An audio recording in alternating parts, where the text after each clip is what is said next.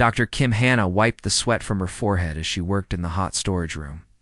The air systems on Research Station Omega-7 never worked properly in this section. She had been sorting through old alien artifacts for 3 days now. Most of them were broken pieces of metal or strange rocks that nobody cared about anymore. Hannah was the only human on the station. The other scientists were all aliens from different worlds. Some looked like giant lizards with scales. Others were tall and thin like walking sticks. A few glowed with their own light. They all treated her nicely. But she could tell they thought humans were not very smart. She picked up another box from the shelf. This one was heavier than the others. Inside, she found several small crystals that sparkled in the dim light. Were pretty, but she had seen many crystals before. She was about to put them back when one of them started to glow. "That's weird," she said to herself. The crystal felt warm in her hand. She held it up to the light and saw strange markings inside it. They looked like words, but not in any language she knew. Hannah had studied many alien languages during her training on Earth. This was different. She took the crystal to her work desk and connected it to her computer. The computer made several beeping sounds, then the screen lit up with text. But the text was in human English, which made no sense at all. Apex Codex classification record, 847,293. The screen showed. Hannah's heart started beating faster. She had heard stories about the Apex Codex. It was supposed to be a list of the most dangerous species in the galaxy. But most scientists thought it was just a legend, like a scary story that parents told their children. She kept reading. The next line made her blood feel cold. Species, human Homo sapiens. Planet, Earth Sol System 3. Her hands shook as she scrolled down to read more. Threat level, 9 maximum classification. Apex Predator extreme caution date of entry. Galactic Cycle 2847. Hannah stared at the screen. Galactic Cycle 2847 was over 2,000 years ago. But humans had only met other alien species 25 years ago. How could they be in an ancient database from long before first contact? She kept reading, and each line made her more confused and scared. Observed capabilities, rapid adaptation under stress, extreme violence when threatened, tool creation and weapon development beyond normal parameters, pack hunting behaviors, individual sacrifice for group survival, unpredictable tactical thinking. Notes: this species shows dangerous levels of creativity in warfare. They fight harder when losing. They make weapons from anything. They work together even when they hate each other. They never give up, even when they should. Recommendation: monitor from safe distance. Do not engage directly. Prevent technological advancement when possible, if contact becomes necessary. Control carefully. Observer, Watcher Station 7, Deep Space Monitoring Grid. Hannah sat back in her chair. Her whole body was shaking now. Someone had been watching humans for thousands of years. They had written down everything about human behavior, like humans were dangerous animals in a zoo. The worst part was the recommendation: control carefully. That sounded like humans were not free at all. Maybe their whole relationship with the galactic community was fake. She heard footsteps in the hallway outside. Quickly, she tried to copy the file to her personal storage device, but the crystal suddenly stopped glowing, and the screen went black. "Dr. Kim," a deep voice called from the doorway. Hannah turned around and saw Admiral Vexstar standing there. He was a draconian, which meant he looked like a huge lizard that walked on 2 legs.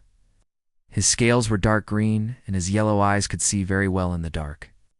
He was the military commander of the station, and Hannah had always been a little afraid of him. "Admiral," she said, trying to sound normal. "I was just organizing the old artifacts like you asked." Vexstar's long neck stretched forward as he looked at her work desk. His tongue flicked out to taste the air, which was something draconians did when they were suspicious. "What is that crystal?" he asked. "Just an old data storage device?" "Work anymore," Hannah lied. The Admiral walked closer. His heavy feet made the metal floor shake with each step. "May I see it?" Hannah's mouth felt dry. She picked up the crystal and held it out to him. "It's probably just old shopping lists or something boring like that." Vextar took the crystal in his large clawed hand. For a moment, nothing happened. Then the crystal started glowing again, much brighter than before. The Admiral's eyes went wide.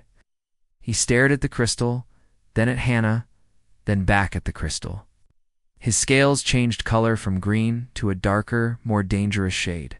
"Dr. Kim," he said, in a very quiet voice, "you will come with me. Bring nothing. Touch nothing. Say nothing." But I was just now. Hannah had never heard the Admiral use that tone before. She followed him out of the storage room and down the long hallway toward his office.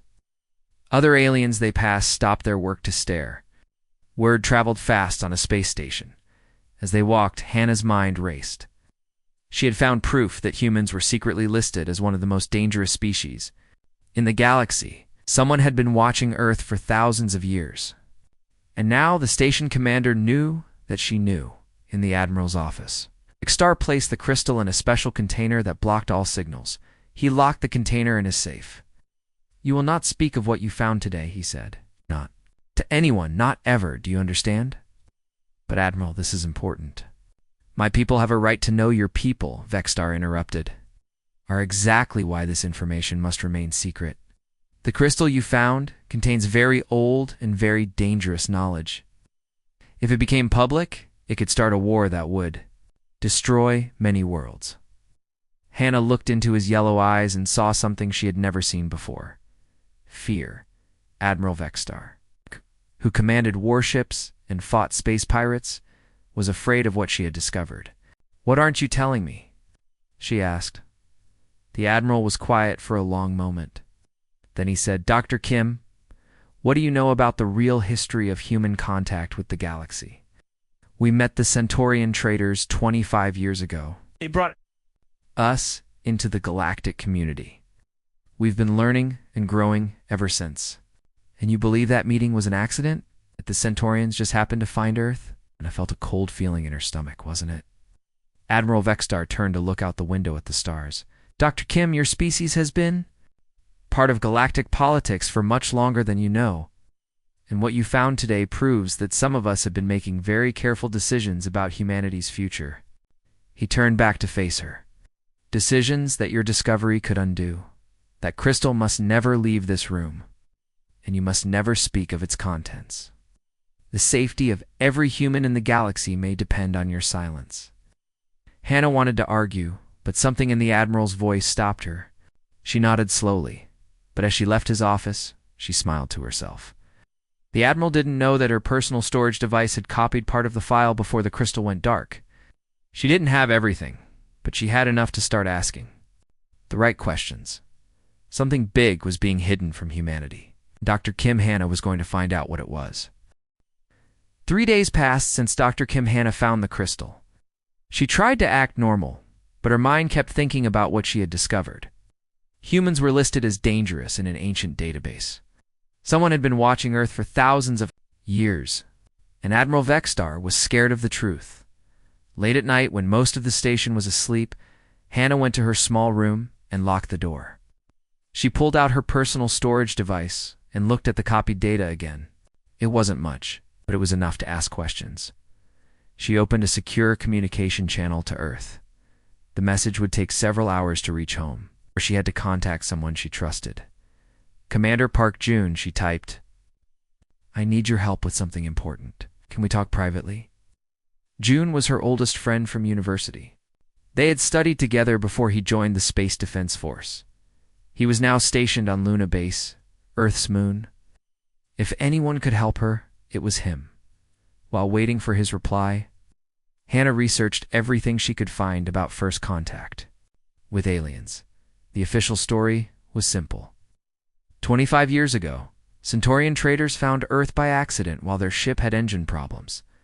They were friendly and invited humans to join the galactic community. But now Hannah wondered if any of that was true. The next morning, she got June's reply.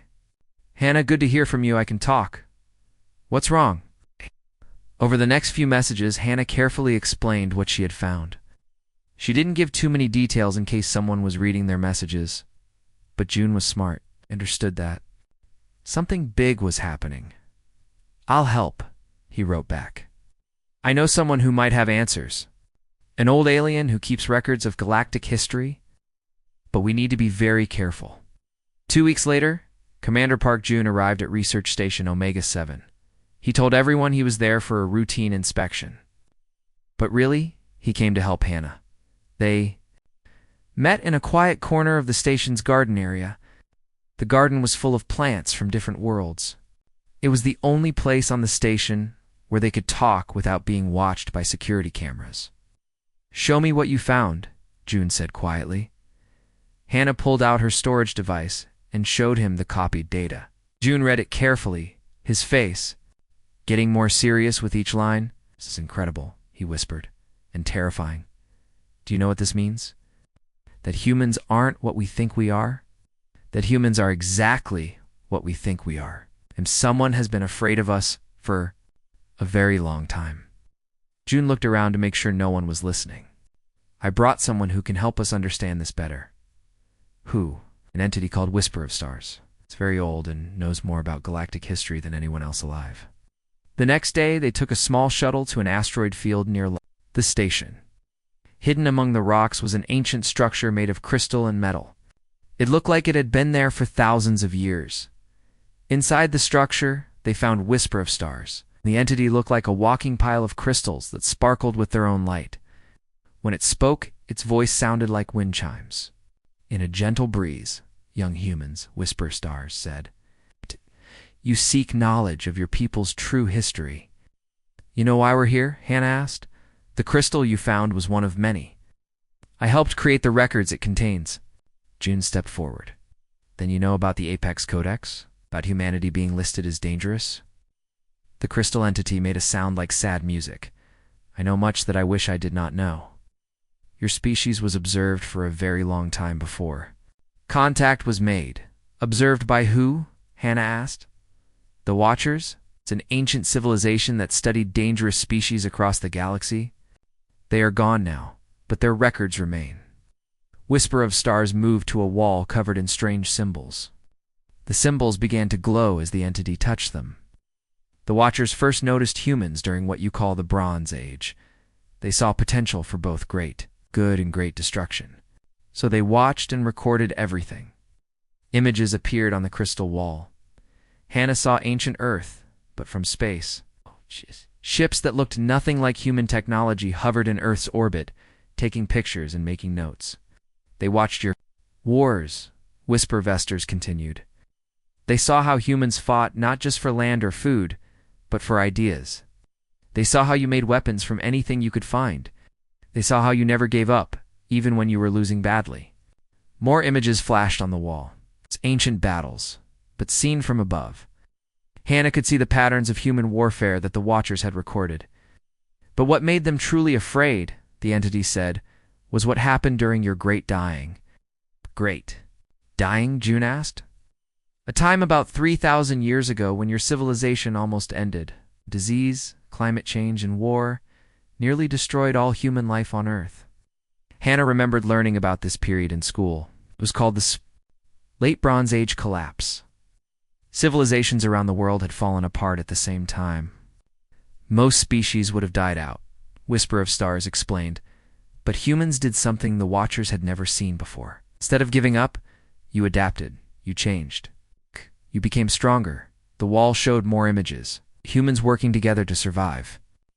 Building new cities, creating new tools, fighting back against impossible odds. In just a few hundred years, you rebuilt everything you had lost, and you made it better than before. The Watchers realized that humans become most dangerous when they are closest to extinction. "So they put us in the Apex Codex," Hannah said. "Yes, as a warning to future civilizations. But also ... The entity paused, as instructions. Instructions for what? For how to control your species when contact was finally made. Jun's face went pale. "Are you saying that first contact was planned? That the Centaurians didn't just find us by accident? The Watchers are gone, but others inherited their knowledge. A secret group of species who feared what humans might become if left alone. They decided to make contact, but carefully. wanted to guide human development and keep you from becoming too powerful.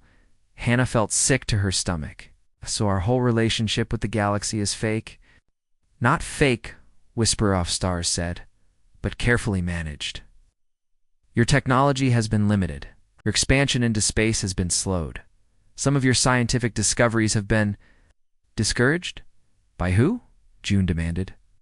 Many species work together. In this, the spectral ones, who can influence thoughts, the luminants, who control energy technologies, even some humans who believe it is better to keep your species weak than to let them become strong. Hannah remembered all the times human research projects had failed for mysterious reasons. Space missions that went wrong. Technologies that never worked properly. Scientists who gave up promising research for no clear reason. How many people know about this? She asked. Very few. Most aliens think the control measures are for everyone's safety. Most humans don't know they exist at all. June stood up and started pacing. This is huge. We have to tell people. Humanity has a right to know. And if you do? Whisper of Stars asked. What then? Will humans accept being controlled? Will they fight back? Will fight back, Hannah said without thinking. Yes, the entity said sadly. The Watchers predicted you would say exactly that. It is why they feared you, and why others fear you now. They sat in silence for a moment, thinking about what they had learned. Finally, June asked, What should we do? That depends, Whisper of Stars replied, on whether you want to prove the Watchers right or wrong about your species. On the flight back to the station, Hannah and June didn't talk much. They both knew their lives had changed forever. They had learned that humanity was living a lie. Everything they thought they knew about their place in the galaxy was wrong. But they also knew they couldn't let it continue. We need more proof, June said finally. And we need to be careful, Hannah added. Always. If this secret group has been controlling humans for 25 years, they won't just let us expose them. We better be smarter than they think we are. Hannah smiled for the first time in days. Good thing humans are good at being underestimated. When they reached the station, Admiral Vexstar was waiting for them at the docking bay. His yellow eyes watched them carefully as they walked past. Hannah could tell he suspected something. She also realized something else. The Admiral's fear. It wasn't just about the information she had found. He was afraid of what humans would do when they learned the truth. And maybe, Hannah thought, he was right to be afraid. Dr. Kim Hannah couldn't sleep.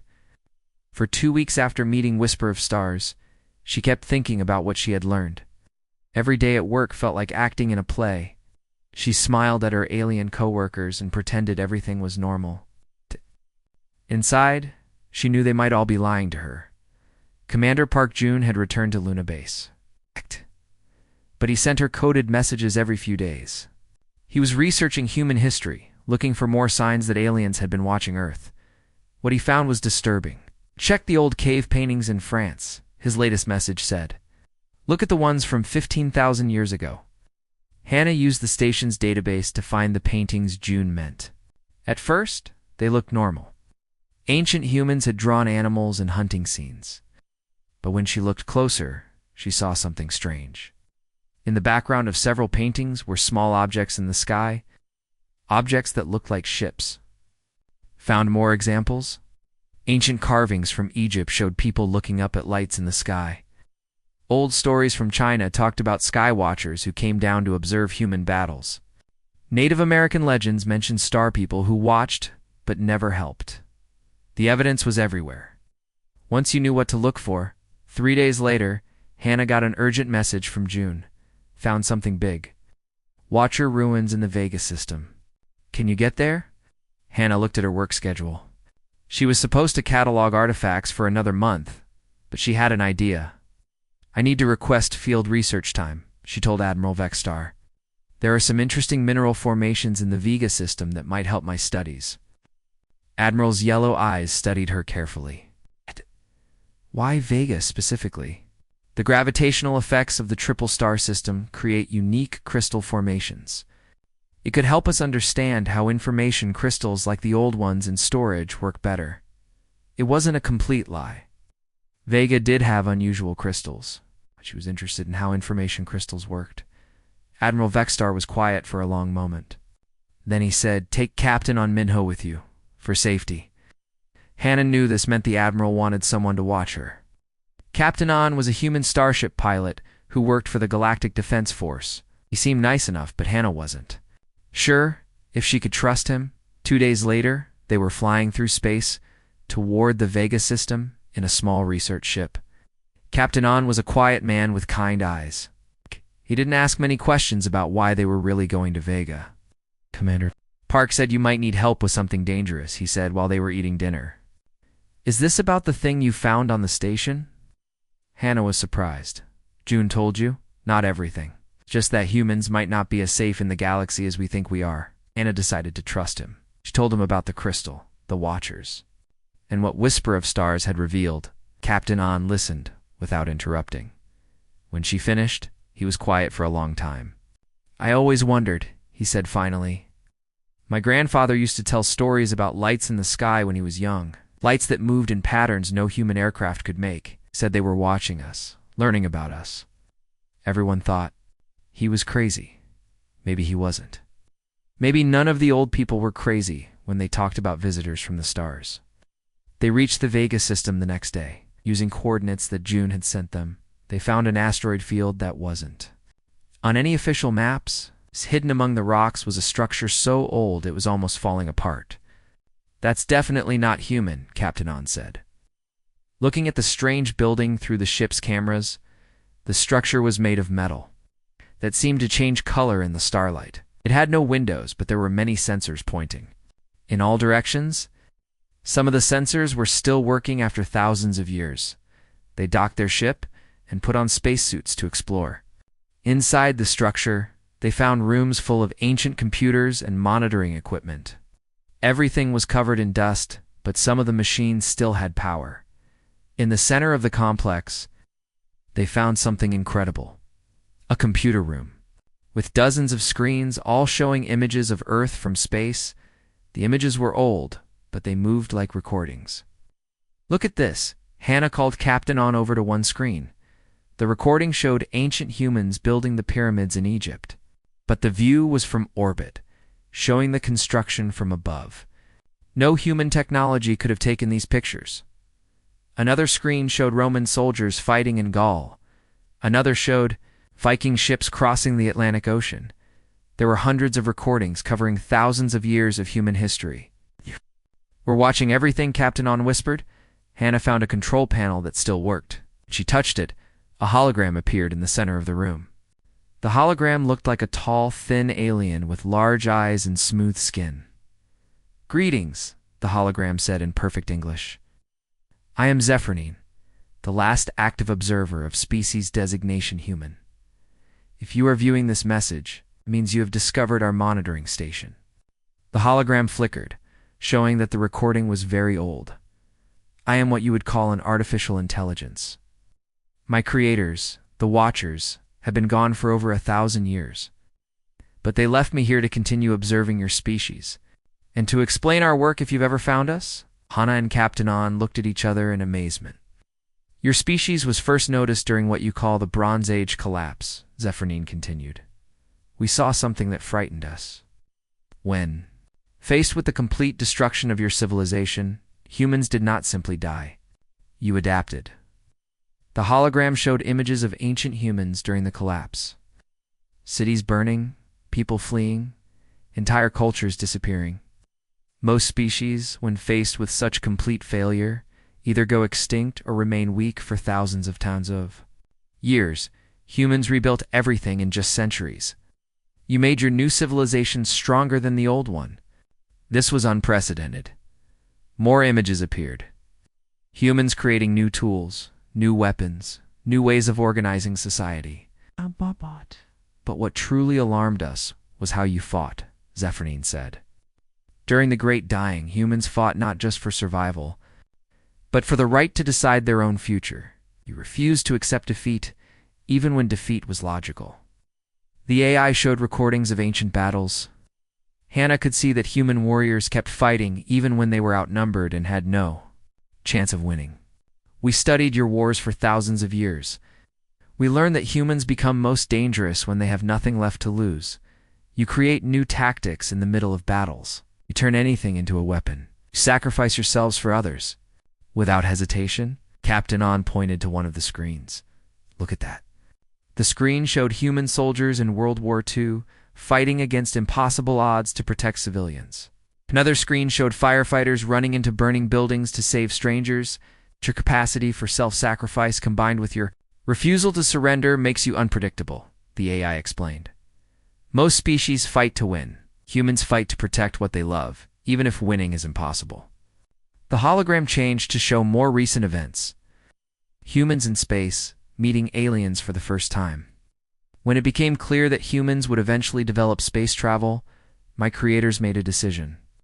Rather than wait for you to discover the galaxy on your own, they would guide your introduction to galactic society. So first contact was planned, Hannah said. Yes. The Watchers worked with several younger species to ensure that human contact with the galaxy would be controlled. They hoped to prevent humans from becoming a threat by limiting your technological development and expansion. Did it work? Captain On asked. The AI was quiet for a moment. Partially. Human technology has been slowed. Your expansion has been limited. But you are still adapting. You are still learning. And you are still asking questions that make others nervous. Zephyr9 looked directly at Hannah. Questions like the ones that brought you here. Suddenly, alarms started ringing throughout the station. Red lights flashed on all the control panels. What's happening? Hannah asked. Someone is coming, AI said. Multiple ships, approaching fast. You must leave immediately. Through the station's sensors, they could see 5 alien warships heading toward them. The ships looked like nothing Hannah had ever seen before. They were sleek and dangerous. Who are they? Captain On asked, already running toward their ship. The ones who inherited the Watcher's work, Zephyr9 replied. They do not want humans to learn the truth. If they find you here, they will ensure you never share what you have discovered. Hannah grabbed a storage device and quickly downloaded as much data as she could from the AI's computers. Will you come with us? I cannot leave this station, but I can give you something important. The AI projected a star map. These are the locations of other Watcher stations. If you want to learn the complete truth about your species, you will need to visit them all. Why are you helping us? Captain On asked as they reached their ship. Because Zephyr9 said, after watching. Humans for thousands of years, I believe the Watchers were wrong. Your species is not dangerous because you are evil. You are dangerous because you never stop trying to become better. They launched their ship just as the first alien warship arrived. Captain On flew like his life depended on it, which it probably... Did the alien ships chase them for an hour before giving up? When they were finally safe, Hannah looked at the data she had downloaded. It contained thousands of years of human history, seen through alien eyes. It also contained something else. A list of all the species that we're currently working to control. Humanity. June needs to see this, she said. That the whole human race needs to see this, Captain On replied. Hannah nodded. But she also knew that sharing this information would change everything. Once humans learned the truth about their place in the galaxy, there would be no going back. The question was, were humans ready for a war they didn't even know they were? Fighting, looking at the star map Zephyr9 had given them, Hannah realized they were about to find out. Back on Luna Base, Commander Park Jun stared at the data that Dr. Kim Hannah had sent him. The information from the Watcher station was incredible and terrifying at the same time. Thousands of years of human history, all recorded by alien observers, who saw humans as dangerous animals. But the list of species controlling humanity was what made his blood run cold. The spectral ones, ghosts that could influence human thoughts, the luminance energy beings who controlled advanced technology, the collective, a hive mind that saw human individuality as a disease. And worst of all, some humans were helping them. Jun called his most trusted agent Cho Soo-jin. She worked for Human Intelligence Services and was very good at finding secrets that people wanted to hide. I need you to investigate some names, he told her when they met in a secure room deep inside Luna Base. But this investigation never happened. If anyone asks, you were never here. Agent Cho looked at the list of human names that Hannah had found in the alien database. These were humans who were supposedly helping to keep their own species weak. Some of these people are very important, Cho said. Government officials, scientists, business leaders. Are you sure about this? Not sure about anything anymore, June replied. But we need to know if humans are being betrayed by their own kind. While Cho began her investigation, June contacted Dr. Lee Yuna on Earth. She was a historian who specialized in early space exploration. If anyone could find more evidence of alien interference, it would be her.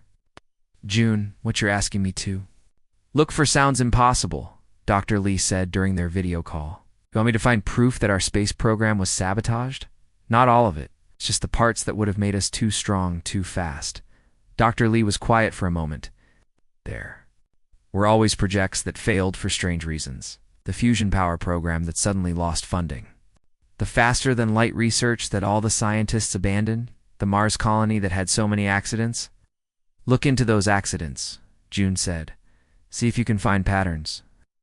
3 weeks later, the evidence started coming together, and it was worse than any of them had imagined.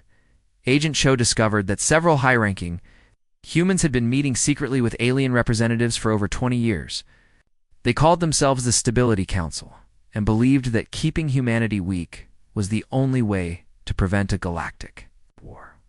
Dr. Lee found evidence of sabotage going back to the very beginning of human space travel. Critical research projects had been stopped just as they were making breakthroughs. Scientists had suddenly changed their minds about promising technologies. Accidents had happened at exactly the wrong times to prevent human advancement. But the most shocking discovery came when Cho followed the money trail. The funding for human space colonies doesn't come from Earth's governments, she reported to June. It comes from alien banks. They've been controlling our expansion by controlling our money. June felt sick. How many colonies? All of them. Every human settlement outside Earth's solar system is being paid for by alien organizations. If they wanted to, they could cut off our funding and leave millions of humans stranded. Meanwhile, Hannah had returned to Research Station Omega-7 and was trying to act normal. But Admiral Vexstar was watching her more closely than ever. She could feel his yellow eyes following her whenever she walked through the station. Captain An had gone back to his regular duties, but he sent Hannah coded messages about what he was learning from other human pilots. Something big is happening. His latest message said, human military units are being split up and assigned to different alien fleets. They're making sure we can never work together as one group. Hannah realized this was another form of control. If human soldiers were scattered across the galaxy, they could never unite to fight for their own species. She decided to take a big risk. Using her access to the station's communication system, she sent a message to Whisper of Stars. I need to meet with you again, she wrote. I have new information, and I think the situation is worse than we thought. 2 days later, she took a shuttle to the Crystal Entity's hidden base. This time, she wasn't alone. Agent Cho had arrived at the station using false papers, pretending to be a new researcher. You've learned about the conspiracy, Whisper of Stars said when they arrived. It wasn't a question. Some of it, Hannah replied. But I think there's more. The crystal entity made its sad wind chime sound. Yes, much more. Follow me. Whisper of Stars led them to a part of its base they hadn't seen before. The walls were covered with star maps showing the entire galaxy. Red dots marked human colonies and installations. Blue dots marked alien worlds. What you've discovered is only the visible part of the control system, the entity explained. The real war against humanity has been going on for decades. What kind of war? Cho asked. A war fought with economics, psychology, and careful manipulation. Your species has been turned into a dependent client state without ever realizing it. The entity touched the wall, and the star map changed. It showed lines connecting the human colonies to alien worlds. Every human settlement depends on alien technology for life support. Every human research facility uses alien computers. Every human warship has alien components that can be shut down remotely. Hannah stared at the map. You're saying they could disable our entire civilization if they wanted to? Not disable? Control? If humans ever tried to break free from the current, System key technologies would simply stop working. Ships would lose power. Life support would fail. Communications would go dead. Cho was taking notes on her tablet. How long have they been planning this? Since before first contact. The species controlling humanity learned from the Watchers' observations. They knew humans would be dangerous if allowed to develop freely. So they created a cage made of dependency and comfort. The entity showed them more details. Human scientists were given alien technologies to study, but never the principles behind them. Human engineers built ships and stations using alien designs they didn't fully understand. Human colonies were placed in locations that made them easy to isolate. If necessary, it's brilliant, Cho said with grudging admiration. They made us think we were partners, but really we're pets. But why? Hannah asked. Why go to all this trouble? Why not just leave us alone on Earth? Because, Whisper Vesters replied, they know that eventually humans would reach space on their own. Better to control that process than to let it happen. Naturally. And because, a new voice said from behind them, they know what humans are truly capable of. They turned around and saw a figure floating in the air. Looked like a person made of shadows and starlight. This was Ghost of Memories, one of the spectral ones that Hannah had seen listed as part of the conspiracy. You shouldn't be here, Whisper of Stars said to the spectral being. I come with a warning, Ghost of Memories replied. The Council knows about your investigations. They are planning to stop you before you can reveal the truth. What kind of stop? Cho asked, her hand moving toward her weapon. The kind that makes problems disappear forever, the spectral being said. They cannot allow humans to learn what you have learned. Hannah felt cold fear in her stomach. Are you here to stop us? No, Ghost of Memories said. I am here because some of us believe the control system has gone too far. Your species deserves to know the truth about your situation. Some of you, not all of the species in the conspiracy agree with the current methods. Many of us joined because we feared human violence. But after decades of observation, some of us have learned that humans are not the monsters the Watchers described. The spectral being moved closer. You fight for others, not just for yourselves. You create art and music and stories. You show mercy to enemies. You sacrifice for strangers. These are not the behaviors of a purely destructive species. Cho looked skeptical. So why maintain the control system? Because the leaders of the conspiracy believe that human kindness is just another weapon. They think your compassion is a trick to make others trust you before you attack. That's insane, Hannah said. Yes, Ghost of Memories agreed. But fear makes people believe insane things. And the conspiracy leaders are very afraid of what humans might become if set free. Whisper of Stars spoke up. What is this warning you bring? They plan to eliminate the humans who know too much. Dr. Kim, Commander Park, Agent Cho, Captain On, you are all marked for removal. They will make it look like accidents. Hannah's hands were shaking. How much time do we have? Not much. Order will be given within days. Cho stood up and started pacing. We need to get this information to Earth immediately. That won't be enough, Ghost of Memories said. Even if you expose the conspiracy, the dependency systems are already in place. They can still shut down human civilization whenever they want. Then what do we do? Hannah asked. The spectral being was quiet for a moment. Then it said, you do what humans do best. You find a way to fight, even when you can't win. And how do we do that? By proving that the Watchers were wrong about your species. Show the galaxy that humans are not monsters to be feared, but protectors to be respected. Whisper of Stars made an interested sound. You have an idea? There is something coming, Ghost of Memories said. A threat from outside the galaxy that the current powers cannot handle with traditional methods. If humans could prove their worth against that threat, what kind of threat? Cho demanded. The kind that will test everything the galaxy believes about warfare, survival, and sacrifice. The kind of threat that will require exactly the qualities that make humans dangerous. Hannah looked at the star map again, seeing her species scattered across the galaxy, dependent on aliens for everything they needed to survive. When? She asked. Soon, Ghost of Memories replied. Very soon. And when it comes, the galaxy will learn whether the Watchers were right to fear humanity.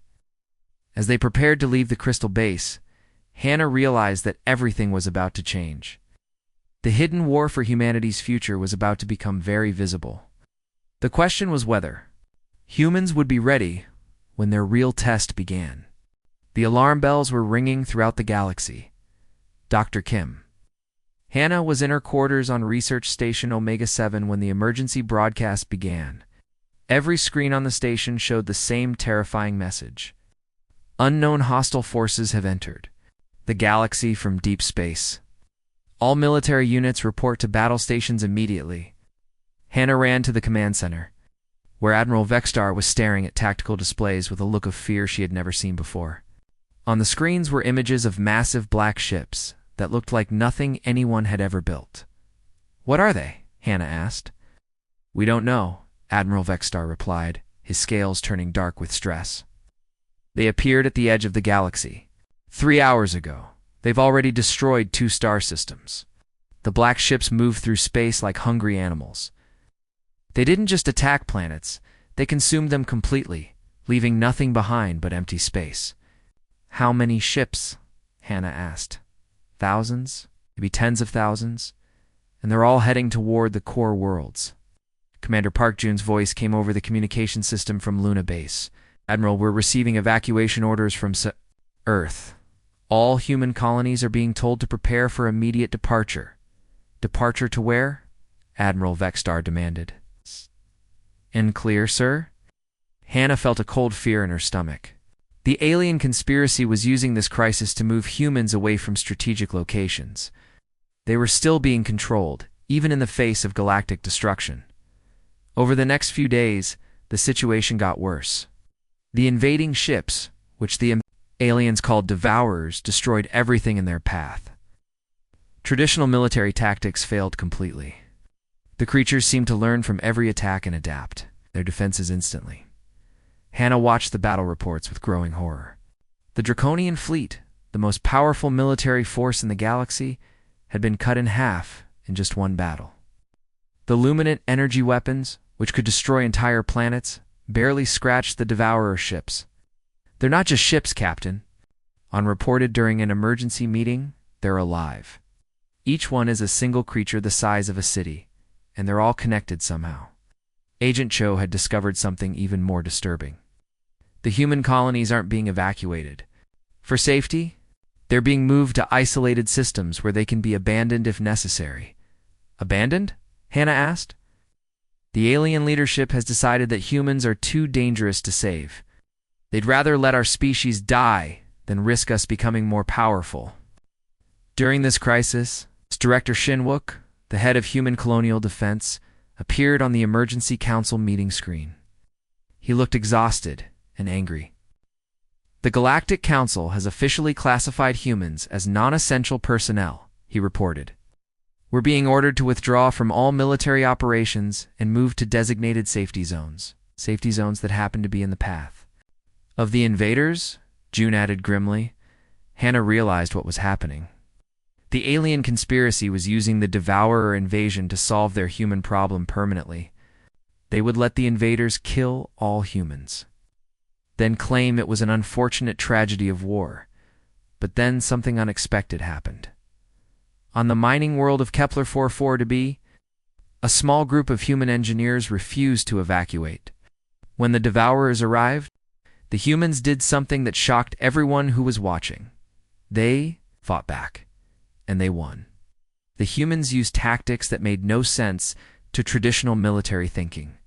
Instead of trying to fight the Devourer ships in space, they let the creatures land on the planet. Then they used mining explosives to collapse underground tunnels, trapping parts of the creatures below ground while attacking other parts from above. When one tactic stopped working, they immediately tried something else. They turned construction, equipment into weapons. They used the planet's own gravity to crush Devourer ships. They even convinced some of the creatures to fight each other by confusing their communication signals. The battle was broadcast across the galaxy. Alien military commanders watched in amazement as a few hundred humans with no military training destroyed Devourer forces that had crushed professional armies. "How are they doing that?" Admiral Vextar asked, staring at the tactical display. Dr. Minji, a human psychologist who had been studying species behavior, had an answer. "Humans don't think about warfare the same way other species do. Most aliens try to fight according to established rules and proven strategies. Humans make up new rules during the battle." On the screen, they watched human miners use explosive charges to redirect an underground river, flooding Devourer tunnels and forcing the creatures to surface where they could be attacked. "That shouldn't work," the Admiral said. "But it is working," Hannah replied. "Because the Devourers don't understand human thinking any better than you do. The victory at Kepler 440b changed everything. Suddenly, the Galactic Council wanted human military advisors. The same species that had been trying to suppress humanity for decades were begging for human help. "We need to remove the technological restrictions on human development," the collective's representative announced during an emergency session immediately. "Are you insane?" the Luminant ambassador responded. "You know what the Watchers said about humans? If we give them access to advanced technology, then maybe they can save us all." Ghost of Memories interrupted, appearing in the council chamber like a shadow. "The Devourers are not like anything we've faced before. Our traditional methods are failing. We need the one thing we've been trying to suppress: human unpredictability." The debate continued for hours, but the Devourers didn't wait for a decision. They kept advancing, destroying world after world finally. Director Shin received an urgent communication from the Galactic Council. "All restrictions on human military and technological development are hereby suspended. Earth is granted full access to alien databases and technology. You have complete authorization to coordinate the defense of the galaxy." Hannah couldn't believe what she was hearing. "They're giving us everything. All the technology they've been hiding from us?" "They're desperate," June replied. "And desperation makes people do things they never thought they would do." Within hours, human scientists were studying alien technology that had been kept secret. For decades, human engineers were building new kinds of weapons using principles they had never been allowed to learn. Human military strategists were coordinating forces from dozens of different species, and it was working. The humans didn't just use the alien technology as it was designed. They modified it, improved it, and combined it in ways the original creators had never imagined. They turned defensive shields into offensive weapons. They used communication systems to confuse enemy sensors. They found weaknesses in Devourer biology that alien scientists had missed. Captain On led a mixed human-alien fleet that used completely new tactics against the invaders. Instead of fighting in formation like traditional space battles, his ships moved like a pack of wolves, coordinating through instinct and improvisation rather than rigid command structures. "It's like watching magic," Admiral Vextar admitted as he watched the battle reports. "They're doing things that should be impossible." Dr. Minji was documenting everything for her research. Humans process stress differently than other species. When most aliens face overwhelming danger, they become more cautious and follow established procedures more carefully. Humans become more creative and take bigger risks. On the screen, they watched a human destroyer captain use his ship's engines to push an asteroid into a Devourer formation, then detonate the asteroid's core to create a chain reaction that destroyed dozens of enemy ships. "That pilot just sacrificed his ship and crew to save a planet full of strangers," the Admiral observed. "Double quotes, yes," Dr. O said. "And that's exactly why the Watchers were afraid of humans. They couldn't understand a species that fights harder for others than for themselves." The tide of the war was turning. The Devourers, who had seemed unstoppable, were being pushed back by human-led forces, using tactics that changed faster than the creatures could adapt. But Anna knew this was about more than winning a war. This was humanity's test. Everything they did now would determine how the galaxy saw them forever. The question was no longer whether humans were dangerous. The question was whether they were dangerous to their enemies or to everyone. As she watched, human commanders coordinating with alien allies to save worlds they had never visited, protecting people they had never met, Hannah thought the answer was becoming clear. The Watchers had been right about human potential for violence and unpredictability, but they had been wrong about human nature. Humans weren't monsters to be feared. They were protectors to be unleashed. 6 months after the last Devourer's ship was destroyed, Dr. Kim Hannah stood in the Great Assembly Hall of the Galactic Council. Representatives from hundreds of worlds had gathered to decide humanity's future in the galaxy.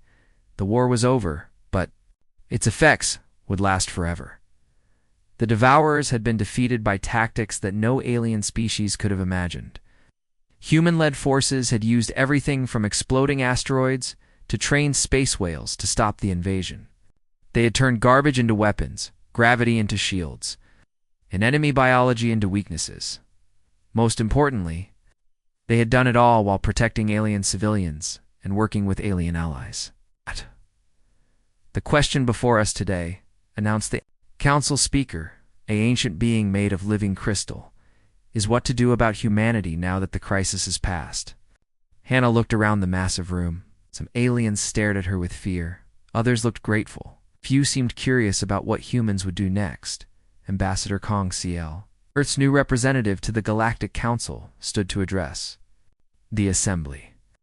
She was a calm, intelligent woman who had once been a teacher before becoming a diplomat. Honorable representatives, she began, we gather today not as conquerors and conquered, but as survivors of a shared struggle.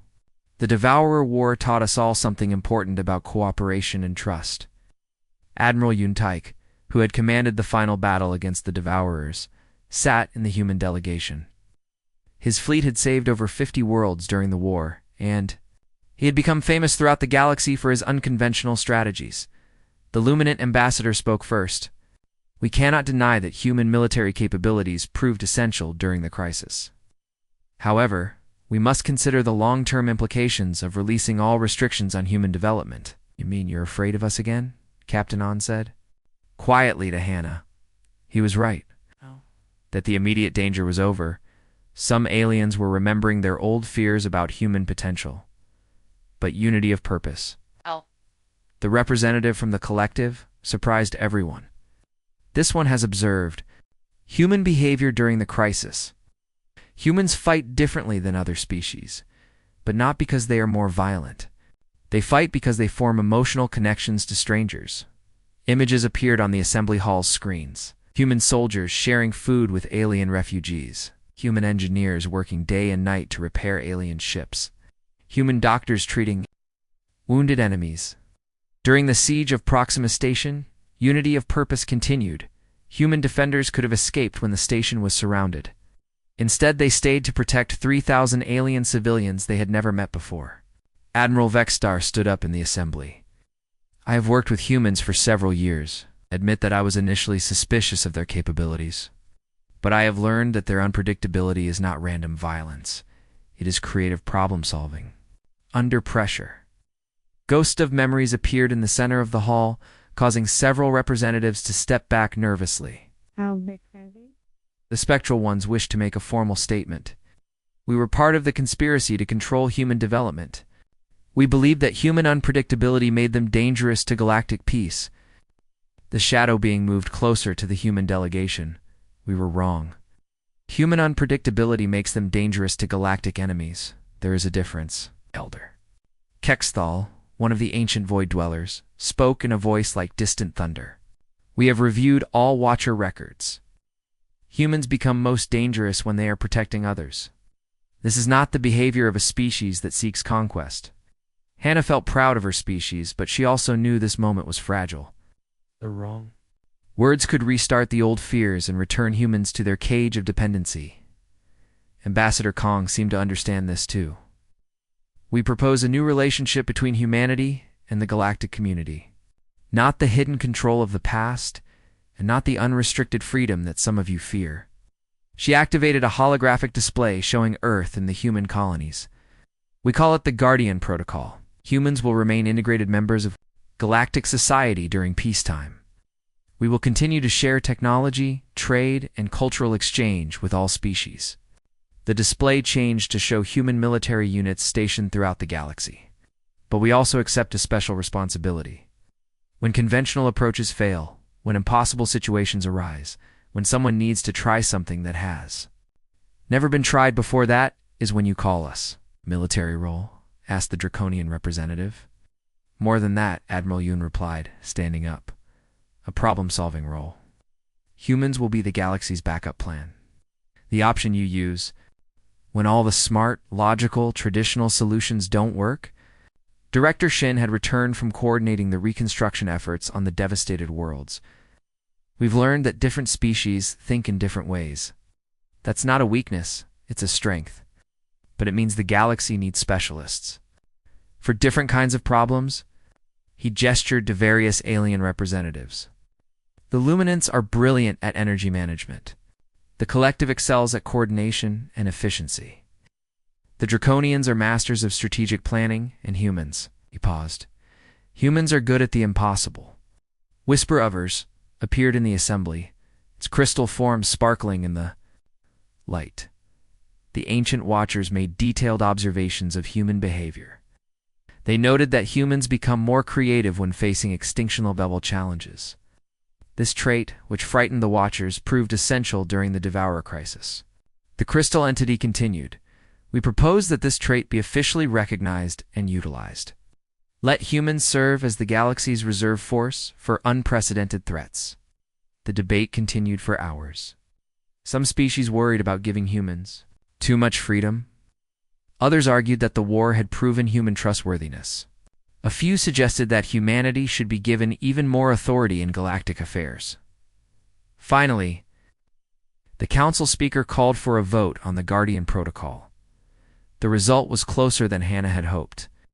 But clear enough, 847 worlds voted in favor, 312 voted against, and 156 abstained. The Guardian Protocol is hereby adopted, the council speaker announced. Humanity will maintain normal diplomatic and economic relations with all member species. In addition, human forces will serve as the galaxy's emergency response capability for unusual threats. Ambassador Kong smiled. Accept this responsibility with honor. But the real change came in the weeks that followed. Human colonies were no longer funded by alien banks trying to control their development. Instead, they became research centers where humans and aliens worked together on problems that needed creative solutions. Human military units were reorganized into rapid response teams that could be deployed anywhere in the galaxy when normal approaches failed. They worked alongside alien forces, not as subordinates or superiors, but as specialists with unique capabilities. The technology restrictions were permanently lifted. Humans gained access to advanced alien science, but they also shared their own innovations.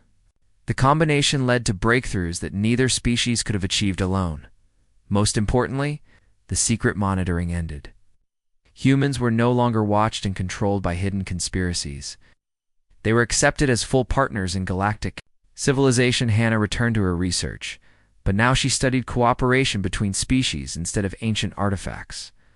She was working on a project to improve communication between humans and the more unusual alien species.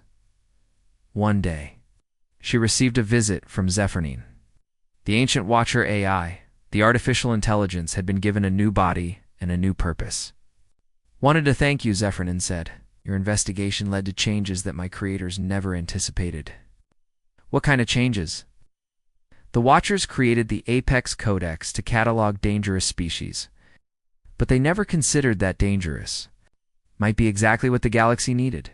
Hannah looked out the window at the space station's docking bay, where human and alien ships worked together to explore new star systems. Do you think the Watchers would approve of what happened? I think, Zephyrin replied, that the Watchers would be amazed to learn that their greatest fear became the galaxy's greatest hope. A year later, when the first signs of a new threat appeared at the galaxy's edge, the response was immediate, not panic or political debate, but a simple message sent to human command centers throughout the galaxy. Unknown situation requires creative solution. Guardian Protocol activated. Hannah smiled as she read the message. The galaxy had learned something important during the Devourer War. Sometimes, the most dangerous thing you can do is exactly what you need to do. And sometimes, the species you fear the most is the one you need to trust the most. The Apex Codex still listed humans as a maximum threat level species. But now there was a note added to the file. Threat level applies to enemies of galactic peace. Recommend immediate cooperation for all member species. Dr. Kim Hanna had started her journey by finding proof that humans were secretly considered dangerous.